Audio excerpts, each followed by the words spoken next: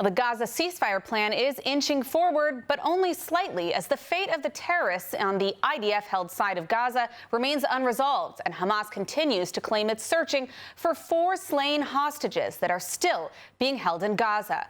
Breaking all this down is ILTV's Kalev Ben-David with more. The return this week of Lieutenant Hadar Goldin's body from Gaza after 11 years proved another benefit resulting from the ceasefire that ended Israel's 2-year war with Hamas. But it came amid increasing signs of strain on the agreement that raised serious concerns over how it can move forward. Hamas has still failed to return the remains of 4 more hostages, 3 Israelis and 1 Thai worker, in violation of the terms of the ceasefire. Israel has said that until all the hostages are returned, it won't resolve another outstanding issue: the fate of some 200 Hamas terrorists still hiding out in tunnels beneath Rafah in IDF-held territory. Prime Minister Netanyahu met with President Trump's advisor and son-in-law Jared Kushner on Monday and reportedly worked out a deal that would see the terrorists be given safe passage to a third country. But no nation has stepped forward willing to take them in.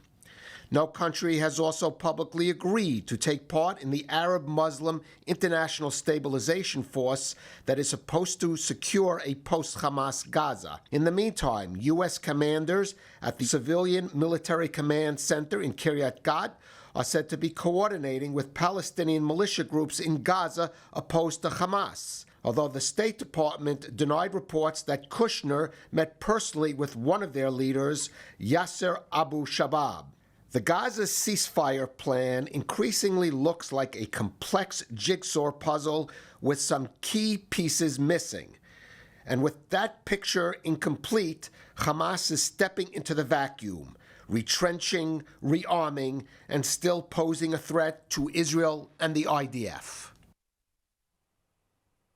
Israeli Strategic Affairs Minister Ron Dermer has announced his resignation after serving 3 years in office. Dermer was Prime Minister Netanyahu's closest aide, making his departure from the role impactful for the Prime Minister's political ambitions. ILTV's Devo Klein has more. Strategic Affairs Minister Ron Dermer has officially stepped down from his role as Prime Minister Netanyahu's top aide, a role he served in for over 3 years. In his resignation letter personally addressed to the Israeli Prime Minister, Dermer said that the current government will be remembered for 2 things. The first, the October 7th massacre, and the second, the subsequent management of the Seventh Front War, which lasted for 2 years. Dermer added, quote, "In our darkest hour, the people of Israel had worthy leaders." Dermer praised Netanyahu's, quote, "experience and strong leadership," saying he stood up to pressure at home and abroad, adding, quote, "When the truth comes out and the facts are known, I am confident that appreciation for your leadership will be even greater." Dermer served as one of Netanyahu's closest advisors and is the former ambassador to the United States. Upon resignation, Dermer said he had fulfilled his mission to confront Iran's nuclear threat, strengthen Israel's alliances, and help bring hostages home. He praised the IDF's resolve and said he remains confident in Israel's future, saying, quote, "The light of our eternal people will continue to burn bright for generations to come." While stepping down from the government, Dermer will operate as a special envoy for Netanyahu and remain involved on certain issues, such as efforts to expand the Abraham Accords, according to the Times of Israel. Well, Strategic Affairs Minister Ron Dermer is leaving the government, and at the same time, the IDF is saying goodbye to one of its most recognizable voices. Colonel Avichai Adrei, the IDF's Arabic language spokesperson, is retiring after nearly 2 decades in the role. Adrei built a massive following across the Arab world using social media to counter propaganda and promote understanding, and he became a household name in much of the Arab world for his work, even earning the nickname Mr. Evacuate Now for his warnings to civilians to clear active war zones. His retirement marks the end of an era in Israel's Arabic language outreach, while Dermer's exit signals a shift in Israel's strategic affairs leadership. Both men leave behind a legacy of professionalism and dedication to Israel's security. Adrei often spoke directly to audiences in Lebanon, Syria, and Gaza in perfect Arabic, breaking through hostile media barriers. His unique style made him one of the most influential Israeli figures in Arab digital spaces. Well, with Syrian President Ahmed al-Shara's historic visit to Washington, the likelihood of a Syrian-Israeli agreement seems high. Let's take a look at the latest developments. Israel is facing a potential game changer on its northern border with Syria. Syrian President Ahmed al-Shara is currently in Washington for historic talks at the White House, where he confirmed that Damascus is engaged in direct negotiations with Israel and says the two sides have gone a good distance toward an agreement. Al-Shara is demanding that Israel withdraw to the positions held on December 8th before any final deal can be sealed, including withdrawal from territory south of the Golan Heights buffer zone. Meanwhile, President Trump, who met with al-Shara in Washington, has publicly backed Syria's position, saying he will do everything he can to make Syria successful, and adding that he's working with Israel on getting along with Syria and that it is working, quote, amazingly. Trump also said that the United States now sees Syria as a potential partner and that American support for the talks means Israel must be ready for a shift in the status quo. From Israel's perspective, these developments raise serious questions about security. Will Israel agree to withdraw to pre-December positions while still maintaining the buffer zone it considers critical for defense? Any agreement could redraw the northern border for decades to come. The United States under Trump is now acting as the main broker between Israel and Syria, and with al-Shara in Washington and American backing tipping the balance, Israel is being pushed into negotiations on terms it may find unpalatable. This is a moment that could redefine Israel's northern frontier and determine whether the region moves forward towards stability or new conflict. Well, as questions loom over Israel's future with Syria, the other military fronts are also heating up in Lebanon, Gaza, and possibly Iran. Joining us now to discuss the latest developments is Dr. Fadi Ismail, a former senior staff in U.S. Congress and a research fellow at Reichman University. Fadi, thank you so much for joining us. Just to start, what is your prediction when it comes to Syria? Will we see some kind of agreement? And is it even in Israel's interest in terms of security? What guarantees would Israel need to move forward? First of all, thank you for having me. It's always a pleasure to speak to you. Look, it's actually, I'm not, there's several parts to this point. First of all, Syria needs to be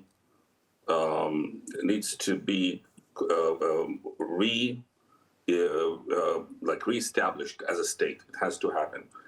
That is quite a big chunk of geography that hasn't seen any stability for almost 15 years now.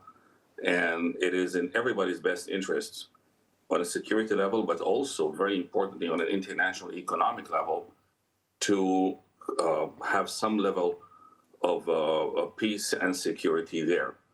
So every effort that the U.S. administration is making and anybody else to get there is understandable, including the current charm offensive that the President Trump is practicing on the guy that everybody calls a shadow, although it's not his real name, who is now the temporary president of Syria. Now, that's on one side. The second side is, I don't trust these people. I'll be honest with you. I just don't trust them. I've never seen any agreement that they have adhered to in their lives, historically, centuries. You can do stuff with them if you understand that for sure, wherever they can, they'll surprise you. Well, we'll have to watch closely what happens in terms of President Trump. Of course, there's a lot of concerns swirling now about the situation, obviously, with the Druze, with the Christians in Syria. I don't see a way there can be an agreement without taking those issues into account. But before we do have to wrap up, I just want to ask you, because there's been so many reports in recent weeks about Hezbollah's rearming in Lebanon. I mean, the Islamic Republic in the last year, we saw they've poured approximately $1 billion back into this terror group. Of course, all in violation of the existing ceasefire.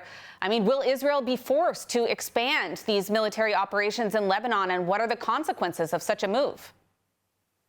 Look, Emily, stay with me for a minute. This is it's a very good question on even more levels than the audience may think. The Syrian government, who is an enemy to Iran and Hezbollah, we have reports that recently they have relaxed the control over the border with Lebanon, enabling some level, increased level of weaponry to move towards Hezbollah. Why would you do that? So that they show how critical they are in the fight against Hezbollah. So now we talk about Hezbollah, and the Syrian government is already using, I'm talking about the current Syrian government, using our concern with them to make us get closer to Syria as much as possible. I mean, from the American standpoint. As of course, Iran is trying to rebuild itself. Of course, Hezbollah, that's obvious, like Hamas is doing. They're not going to just give up everything that they've built. They still have abilities. They still have weapons. When I say they, I mean Hezbollah. Basically, my message is people don't go to sleep. We're still in the middle, if not in the beginning. So that's what I have to say. All right. Well, we do have to wrap up. I want to thank you for shedding some light on the situation in Syria. Of course, we'll continue to update our viewers about the recent events. Thank you so much, Dr. Fadi Ismail. Thank you for having me.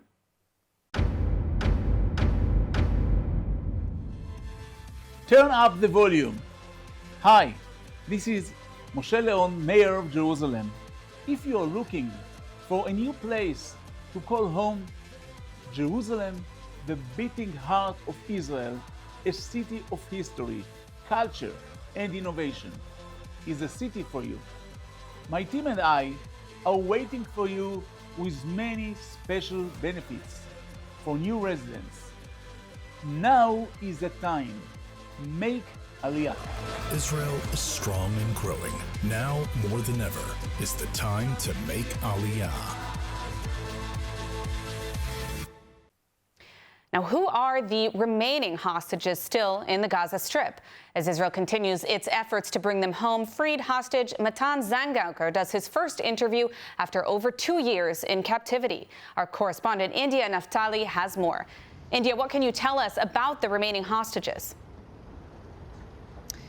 Emily, we know that there are still 4 fallen hostages in the Gaza Strip, and all 4 of them were killed during the Hamas massacre on October 7th. Now, Hamas claims that they are not able to find the bodies due to what they call chaotic circumstances in the Gaza Strip. However, if we can remember, Hamas did initially agree to the return of all the hostages, dead or alive, within 72 hours of the ceasefire, which, as we know, they have not held up that side of the bargain. The first of the fallen hostages whose body remains in Gaza is Dror Or, a chef and cheesemaker. At 48 years old, he was murdered by Hamas terrorists on October 7th in Kibbutz Be'eri, and his body was taken into Gaza. His wife was also murdered on that day. Their children, Noam and Alma, were kidnapped alive into Gaza, but were later freed. During the November 2023 ceasefire, the teenagers were devastated to learn upon their return that both of their parents had been murdered. There is also Meni Goddard, 73 years old, who was murdered together with his wife when Palestinian Islamic Jihad terrorists invaded their home in Kibbutz Be'eri. He was a former professional soccer player and fought in the Yom Kippur War. Ron Gavili was a 24-year-old police officer serving in the Yassam Patrol Unit, which is a special patrol unit in Israel's police force. He fell in battle while defending the country. His body was abducted into Gaza. And finally, there is 43-year-old Sudasak Rintalak. He is the only non-Israeli among the remaining hostages. He was a Thai agricultural worker who was working on Kibbutz Be'eri when he was brutally murdered by terrorists. And now, released hostage Matan Zangaucker is sharing his story. In a new interview, he described the mind games his Hamas captors played, feeding him false reports that they had destroyed Israeli tanks or killed soldiers. While in captivity, Zangaucker learned about his mother's tireless campaign to bring him home. It was a discovery that, he says, kept him strong through 2 years of captivity. When all 4 of the remaining fallen hostages return home, it would be the first time in over a decade that no hostages, living or dead, would be in Gaza. Now, it's a moment this country has long awaited, but it's also a non-negotiable if we want to see the next stage of the ceasefire plan come to fruition. Emily, back to you. All right, India, thanks for that update. Certainly important to highlight the plight of those remaining hostage bodies that have not been returned. And now the biggest threat to Israel throughout this conflict has been, of course, the Islamic regime in Iran. And sadly, it remains so today as well. In recent weeks, we saw the Islamic Republic attempt to assassinate the Israeli ambassador to Mexico. Foreign Minister Gideon Sa'ar has confirmed this is far from the only attempt by the regime. At the same time, this regime is facing crushing sanctions and an economic crisis domestically, even whilst they send money to terror proxies. Now, here to speak with us about the situation in Iran is Ramin Parham, an author and political analyst. Thank you so much for joining us today. I want to start with the domestic issue going on in Iran. I mean, the regime is under intense sanctions. There's a massive drought, largely due to government mismanagement. What are people feeling? And is this regime really under a high level of domestic pressure inside Iran? Yes, there is a high level of domestic pressure inside Iran for many reasons. The water issue is of much concern. It's a very dangerous situation. We have the metropolitan area of Tehran, the capital city of Tehran, with something like 13 to 15 million people who are going to be without water, basically, within the next couple of weeks. And there's no solution in sight for that grave crisis, And that in the background of, you have to put that in the background of a dire economic situation with rampant inflation, unemployment, particularly for the young and educated ones, massive corruption, and in general, the feeling that the country doesn't have a functioning government, the country doesn't have a functioning executive branch, which makes the situation very difficult. And several top figures, academics, mostly, to my knowledge, social democrat-leaning intellectuals and academics who have been arrested, among others. So the situation is bad. Well, as you could say.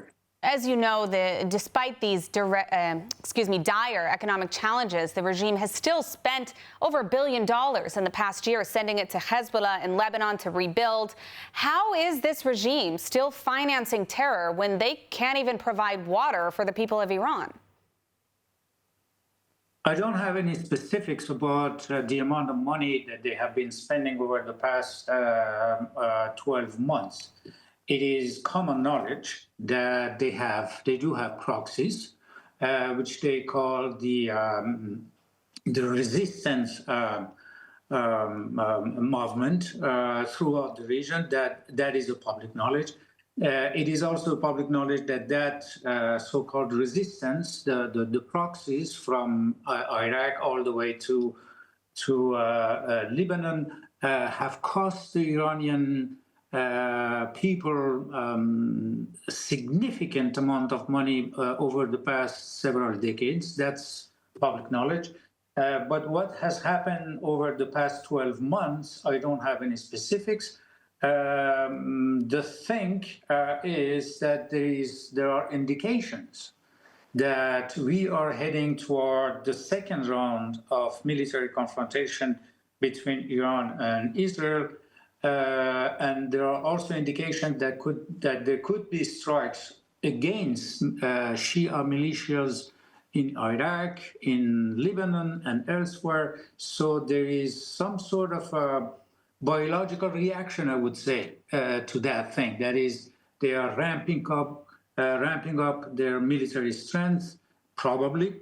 They are spending budgets and money on rebuilding the ballistic capacity of the country with regards to the likelihood of another round of military confrontation, which is understandable because there is a military threat.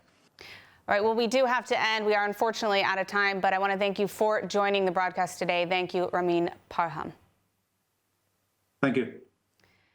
And in other news, Americans for Ben-Gurion University has launched David Ben-Gurion Speaks, an AI-powered video series that brings Israel's founding prime minister to life. Let's take a look.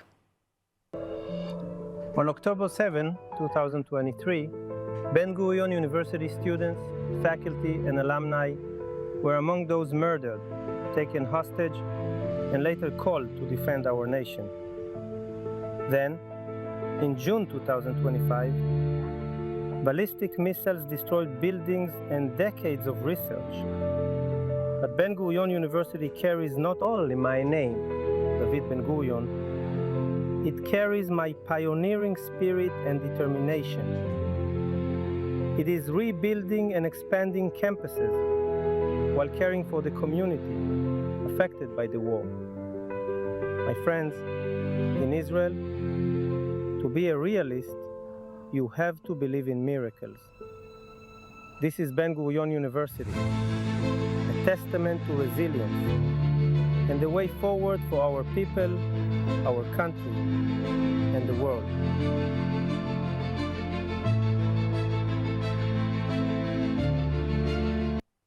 The Genesis Prize Foundation announced last night that the 2026 Genesis Prize laureate is Israeli actress Gal Gadot for her continuous advocacy and actions in support of Israel. More from ILTV's Devo Klein. Gal Gadot is the 2026 Genesis Prize laureate. Announced Tuesday night in the Genesis ceremony, Israeli actress Gal Gadot was commended for her advocacy and support of Israel and for the victims of October 7th. Gadot joins former Genesis Prize winners, including the likes of Argentinian President Javier Milei, Steven Spielberg, Justice Ruth Bader Ginsburg, Robert Kraft, Yitzhak Perlman, Rabbi Lord Jonathan Sachs, and many more in this honorable award. Gadot said she intends to donate the $1 million prize to proceeds to help Israelis heal, rebuild, and recover after October 7th. Gadot received immense backlash from fans internationally after posting on her social media calls to return the hostages from Hamas captivity back in 2023. But Gadot's efforts didn't stop with social media. The Israeli actress organized private screenings of raw footage from the October 7th attacks for world leaders, influencers, and top Hollywood executives, spreading both the plight of the hostages and the Israelis impacted by the Hamas massacre. For her efforts, the Genesis Prize Foundation called the actress, quote, a hero on screen and an even greater hero in real life. Congratulations. And in a disturbing development, Israeli experts are alarming the public to the dangerously low levels of water in the Sea of Galilee, reaching the lowest point ever in over a decade. According to experts, the water level dropped by more than 2.5 meters a year on average over the past few years alone, which is far faster than in previous droughts, despite recent efforts to pump desalinated water into the lake. This is what the shores of the Kinneret, located in Israel's Galilee, looks like right now. On Tuesday, the water levels reached lower than 34.5 meters below the red line, a threshold that marks a critical shortage. And just as a reminder, this is Israel's only natural wet water resource. And despite efforts to pump desalinated water from the Mediterranean Sea into the Sea of Galilee, experts warned that the levels continue to drop and Israel could be in a load of trouble. And now let's take a look at the weather forecast. Cloudy skies are expected around most of the country tonight, with temperatures reaching lows of 17 degrees Celsius or 63 degrees Fahrenheit. Then tomorrow we'll see cloudy skies and partly rainy showers alongside steady temperatures, seeing highs of 25 degrees Celsius or 78 degrees Fahrenheit. That's a wrap for today's news. For the latest updates from Israel on all your devices, be sure to follow our ILTV channels, our new channel, and you can also catch us on Screen IL with 24/7 live coverage. Stay informed with the latest news straight from the heart of Israel. I'm Emily Schrader. Be well, and thank you for watching.